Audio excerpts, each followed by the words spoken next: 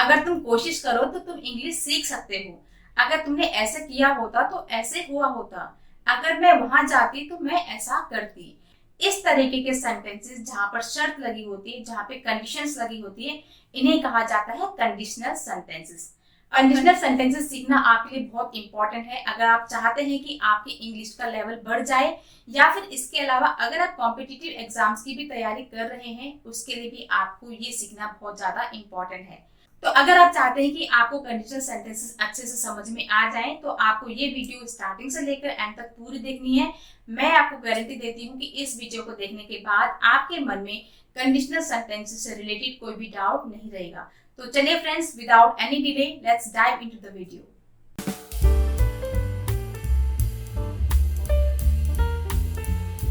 तो जैसा कि आपको पता है, हम इस वीडियो में सीखने वाले हैं कंडीशनल सेंटेंसेस। कंडीशनल सेंटेंसेस कौन कौन से होते हैं? Zero conditional, first conditional, second conditional and third conditional. हम इसमें सीखेंगे वन बाय वन। ठीक है, तो बात करते हैं जीरो कंडीशनल की। जीरो कंडीशनल का मतलब ये नहीं है कि जीरो कंडीशन मतलब कोई कंडीशन ही नहीं है। इसमें कंडीशन होती है, लेकिन इसमें हम बात करते हैं फैक्ट्स की, ट्रुथ की, हैबिचुअल एक्शंस की। मतलब जो ऑब्वियस है, जो सच है, जो होता ही होता है, आप उसको चेंज नहीं कर सकते। You can not change anything. ठीक है, तो क्योंकि हम यहाँ पर सच की बातें कर रहे हैं और सच को कोई बदल नहीं सकता, तो इन सेंटेंसेस को हम सीखेंगे एग्जांपल्स देख के, ताकि आपको और भी अच्छे से क्लियर हो जाए। तो लेट मी टेल यू कि कंडीशनल सेंटेंसेस में दो क्लॉजेस होते हैं। एक क्लॉज होता है इफ क्लॉज, इफ मतलब शर्त वाला क्लॉज, ठीक है, और सेकंड होता है आपका मेन क्लॉज। मतलब एक होती कंडीशन की अगर ऐसा हो, और दूसरा होता है मेन क्लॉज जो उसका रिजल्ट शो करता है। ठीक है, इफ क्लॉज क्या हुआ? अगर तुम ऐसा करते हो। मेन क्लॉज क्या हुआ है? तो ऐसा होता है। जैसे यहाँ पर देखिए, ये है आपका इफ क्लॉज। इफ क्लॉज आपका यहाँ से हो गया यहाँ तक, कॉमा तक। सबसे पहले आपने इफ क्लॉज लगाना है, इफ वाली लाइन लगानी है, फिर कॉमा लगेगा एंड देन मेन क्लॉज, मतलब जो आपका रिजल्ट शो करेगा। जैसे if you eat too much you feel सिक। अगर तुम बहुत ज्यादा खाते हो तो तुम बीमार से पड़ जाते हो, तुम्हें बीमार सा फील होना शुरू हो जाता है। तो इसमें दो बातें हैं फ्रेंड्स। देखिए, सबसे पहले तो इसमें ये है, सबसे पहले हमने इफ क्लॉज लगाया है, उसके बाद हमने कॉमा लगाया है and then main clause. You feel sick क्या है? ये मेन क्लॉज। ये रिजल्ट शो कर रहा है, ये आउटकम शो कर रहा है कि अगर तुम ज्यादा खाते हो, ये इफ कंडीशनल हो गया, ये इफ क्लॉज हो गया, और ये हो गया आपका मेन क्लॉज। ये रिजल्ट शो कर रहा है उसका। मतलब अगर तुम ज्यादा खाते हो तो क्या रिजल्ट होता है? यू फील सिक, तुम्हें सिक सा फील होने लग जाता है, तुम्हें बीमार सा फील होना शुरू हो जाता है। अब देखिए, आप जब आप इसमें इफ क्लॉज को पहले लगाते हो तो आपको कॉमा लगाना बहुत जरूरी होता है। इसके अलावा आप मेन क्लॉज को पहले भी लगा सकते हैं। जैसे ये सेंटेंस ऐसे है ना, if you eat too much you feel सिक। आप इसको ऐसे भी बना सकते हो, you feel sick if you eat too much. Difference क्या होगा? अगर आप इफ को पहले लगाते हैं तो आपका कॉमा लगेगा सेंटेंस के बाद, और अगर आप इस सेंटेंस को पहले लिखते हैं, इस क्लॉज को पहले लगाते हैं, तब कॉमा नहीं लगेगा। ठीक है, फिर से बताते हो, if you eat too much comma you feel सिक। ये ऐसे रहेगा। लेकिन अगर आप इसको पहले लगाते हो, यानी कि अगर आप मेन क्लॉज को पहले लिखते हो, जैसे you feel sick if you eat too much, तो अगर आप इस क्लॉज को पहले लगाते हो तो वहां पे आपको कॉमा लगाने की जरूरत नहीं है। ठीक है, बाकी इसमें कोई, इसका मीनिंग में कोई डिफरेंस नहीं आएगा, मीनिंग में कोई फर्क नहीं आएगा, सेम मीनिंग रहेगा। If you don't study you fail the exam. अब जैसा कि मैंने आपसे कहा था, हम जीरो कंडीशनल में बात करते हैं फैक्ट्स की, ट्रुथ की, जो फैक्ट्स होते हैं, जो सच होती है बातें। अब देखो क्या है, if you don't study you fail the exam. ये तो नॉर्मल सी बात है, ये हर किसी को पता है, right? This is obvious, you can not change it. अगर तुम पढ़ाई नहीं करते हो, अगर तुम पढ़ते नहीं हो, तो तुम एग्जाम में फेल हो जाते हो, राइट? तो क्या है? ये एक फैक्ट है, ये एक ट्रुथ है, तो इसको आप चेंज नहीं कर सकते हो। If you drop a glass it breaks. अब यहाँ पर हमने इफ वाला क्लॉज पहले लगाया है, if you drop a glass comma it breaks. अगर तुम ग्लास को गिराते हो नीचे तो वो टूटता है। तो ये क्या है? ये ऑब्वियस है, ये सच है, आप इसमें चेंज कुछ भी नहीं कर सकते हो। ठीक है, तो हमने क्या बातें करी जीरो कंडीशन में? जहां पर फैक्ट्स की बातें होती है, ट्रुथ की बातें होती है, हैबिचुअल एक्शंस की बातें होती है। हैबिचुअल एक्शंस मतलब, जैसे मैं अपनी बात करूं तो जब मैं बहुत थक जाती हूँ तो मैं लेट जाती हूँ। तो ये नॉर्मल सी बात है, ये मेरे लिए सच है कि जब भी मैं थक जाती हूँ, मैं लेट जाती हूँ। तो इसको भी एक तरीके से बोलो तो ये मेरे लिए सच ही है, क्योंकि मैं ऐसा करती ही हूँ। ठीक है, तो इसमें क्या है, ये होता ही होता है। अगर ऐसा होता है तो ये होता ही होता है। अगर तुम बहुत ज्यादा खाते हो तो तुम बीमार फील करते ही करते हो, ये हर किसी के लिए। जब भी कभी आप लगता है आपको कि आपने ज्यादा खा लिया, टेस्ट में आके खा लिया, पार्टीज में खा लिया, तो उसके बाद आपको थोड़ा अजीब सा फील होना शुरू हो जाता है। If you don't study you fail the exam. तुम पढ़ाई नहीं करते हो तो तुम एग्जाम में फेल हो जाते हो, this obvious. If you drop a glass it breaks. तुम ग्लास को नीचे गिराओगे तो वो टूटेगा ही, right? So this is the truth. तो आपको ये बात समझ में आ गई। इसमें क्या करना है आपने, इसमें आप इफ क्लॉज को अगर पहले लगाते हो तो आपको कॉमा लगाना पड़ेगा। लेकिन अगर आप जो लास्ट वाला क्लॉज होगा, यानी कि जो मेन क्लॉज को पहले लगाते हैं, in that case you don't have to put comma, तब आपको कॉमा लगाने की जरूरत नहीं है। Now let's talk about first conditional. First conditional हम यूज क्यों करते हैं? For possible situations in the present और फ्यूचर। मतलब जो ऐसी सिचुएशंस होती है जो प्रेजेंट में या फ्यूचर में पॉसिबल होती हैं, वहां पर उस चीज को बताने के लिए हम फर्स्ट कंडीशनल का यूज करते हैं। अब देखते हैं कि हमने सेंटेंस कैसे बनाना है। सबसे पहले हमने लगाया if plus simple present. If plus simple present, ये आपका हो गया इफ कंडीशन। ठीक है, इफ लगा के आपने जो फर्स्ट क्लॉज होगा वो सिंपल प्रेजेंट में ही आएगा। उसके बाद यहाँ पे कॉमा लगाना है, फिर क्या लगाना है, विल प्लस वर्ब की first form.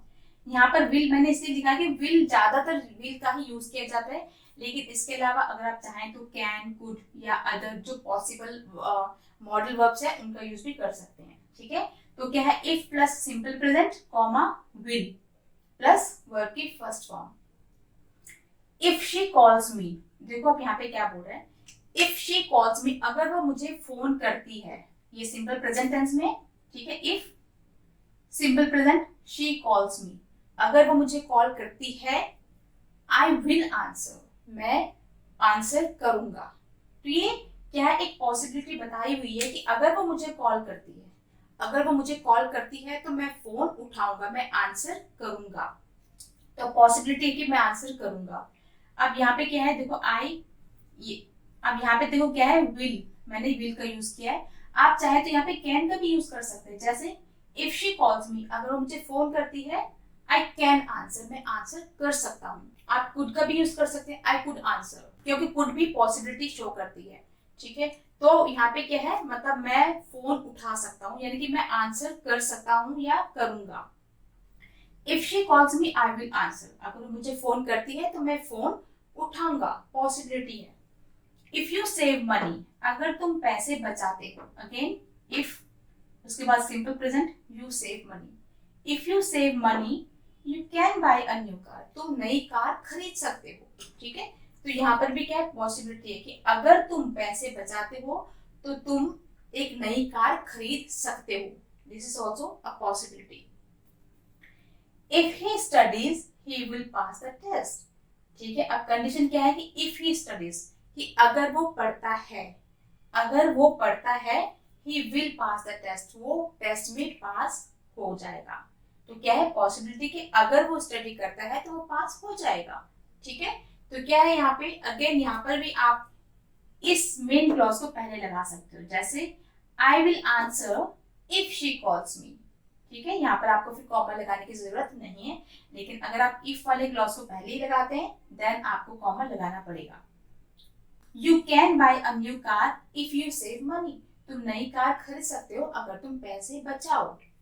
If he studies he will pass the test, इसको आप ऐसे भी लिख सकते हो, he will pass the test if he studies. Again आपको कॉमा लगाने की जरूरत फिर नहीं है। तो आपको ये याद रखना है कि अगर आप इफ क्लॉज को पहले लगाते हैं तो आपको उसके बाद कॉमा लगाना पड़ेगा और उसके बाद ही मेन क्लॉज आएगा। लेकिन अगर आप मेन क्लॉज को पहले लिखते हैं तो उसके बाद आपको कॉमा नहीं लगाना पड़ेगा, आप डायरेक्ट इफ क्लॉज को बाद में लगा सकते हैं। ठीक है, तो I hope this is clear to you. यहाँ पर क्या बात हो रही है, possible situations in the present और फ्यूचर, कि अगर ऐसा होता है तो मैं ऐसा कर सकता हूँ या मैं ऐसा करूंगा, तो एक पॉसिबिलिटी शो कर रहा है। आपने ये ध्यान रखना है, ज्यादातर यहाँ पर विल का यूज होता है, लेकिन आप चाहें तो कैन, कुड का यूज भी कर सकते हैं, क्योंकि हम यहाँ पर पॉसिबिलिटी बता रहे हैं। यहाँ पे मैं आपको एक और बात बताऊंगी, जो जीरो कंडीशनल और फर्स्ट कंडीशनल है, ये है रियल चीजें। ठीक है, ये रियलिटी है, लेकिन जो second conditional and third conditional है, these are hypothetical situations, means unreal situations, मतलब जो सच नहीं है। हम यहाँ पे क्या कर रहे हैं, we are just dreaming, we are just imagining, हम सिर्फ इमेजिन कर रहे हैं, हम सिर्फ सपने देख रहे हैं कि ऐसा होता तो ऐसा होता, लेकिन ये सच नहीं है। दोनों हाइपोथेटिकल सिचुएशंस है, मीन्स हम जस्ट बात कर रहे हैं, ये सच नहीं है, ठीक है, हम सिर्फ सोच रहे हैं, सिर्फ इमेजिन कर रहे हैं। तो सेकेंड कंडीशन क्या है, unreal hypothetical situation in present और फ्यूचर। अब यहाँ पे क्या है, हाइपोथेटिकल सिचुएशंस यानी कि अनरियल सिचुएशंस की हम बात तो कर रहे हैं, लेकिन कब, प्रेजेंट और फ्यूचर के लिए, प्रेजेंट एंड फ्यूचर के लिए, ठीक है। इसका स्ट्रक्चर क्या रहेगा, सबसे पहले इफ, फिर पास्ट सिंपल। यहाँ पे देखिए आपने जीरो कंडीशनल और फर्स्ट कंडीशनल में दोनों में ही सिंपल प्रेजेंट लगाया है इफ कंडीशन में, ठीक है। लेकिन यहाँ पे क्या है, यहाँ पर आपने पास्ट सिंपल लगाया, इफ प्लस पास्ट सिंपल, उसके बाद वुड, ठीक है। यहाँ पर आपने वुड का यूज किया है, वुड की जगह आप कुड, माइट, इनका भी यूज कर सकते हो, प्लस वर्ब की फर्स्ट फॉर्म, ये आपने याद रखना है। ज्यादातर यहाँ पर वुड का यूज होता है, लेकिन आप चाहें तो अदर मॉडल वर्ब्स का भी यूज कर सकते हैं। तो ध्यान रखना है आपने, इफ के साथ यहाँ पे पास्ट सिंपल टेंस लगेगा। अगर आपको टेंसेस नहीं आते तो मैं आपको सजेस्ट करूंगी कि पहले आप टेंसेस को समझ लें, ताकि आप इसको समझने में आपको इजी रहे।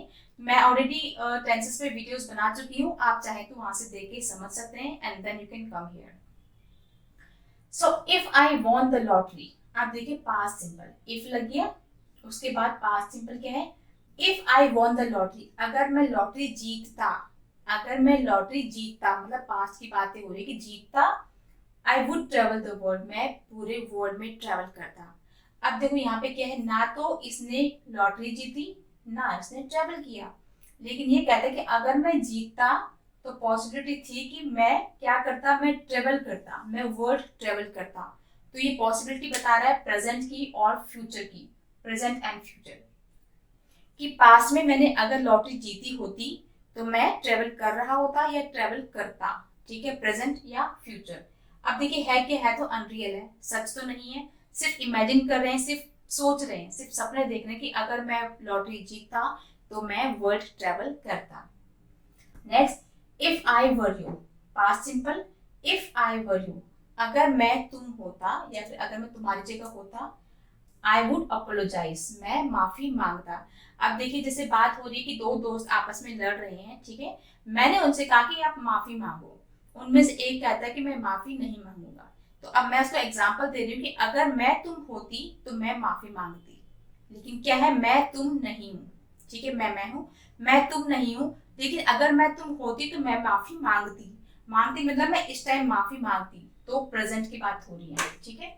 अगर मैं तुम होती तो मैं माफी मांगती, if I were you I would apologise. तो ज्यादातर हम यहाँ पे वुड का यूज करते हैं, लेकिन इनकेस अगर आप चाहो तो आप अदर मॉडल वर्ब्स का यूज कर सकते हैं, जैसे कुड, ठीक है, तो आप कुड, माइट, इनका भी यूज कर सकते हो, लेकिन यहाँ पर हमने ज्यादातर यहाँ पर वुड का ही यूज होता है, ठीक है।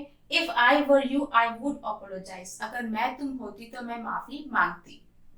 इफ ही कॉल्ड मी, अगर वो मुझे फोन करता, आई वुड टेल हिम, मैं उसे बताती।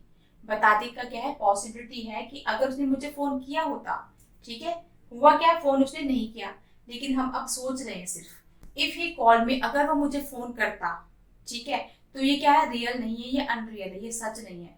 हम जस्ट सोच रहे कि अगर वो मुझे फोन करता या उसने मुझे फोन किया होता तो मैं उसे बताती, ठीक है। तो पॉसिबिलिटी थी कि अगर वो मुझे फोन करता तो पॉसिबल था कि मैं उसे बता देती, लेकिन उसने मुझे फोन नहीं किया, हम जस्ट सोच रहे हैं, जस्ट इमेजिन कर रहे हैं। तो एक तरीके से आप कह सकते हैं कि सेकंड एंड थर्ड कंडीशन में कहीं ना कहीं एक पछतावा शो हो रहा है कि अगर ऐसा होता तो मैं ऐसा कर चुकी होती, ठीक है। तो कहीं ना कहीं हमें यहाँ पे रिग्रेट हो रहा है कि ऐसा होना चाहिए था लेकिन हुआ नहीं, because of some reasons.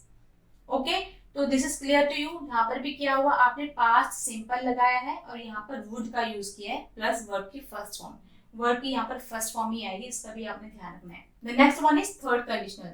So third conditional का यूज हम क्यों करते हैं, unreal situations in the past.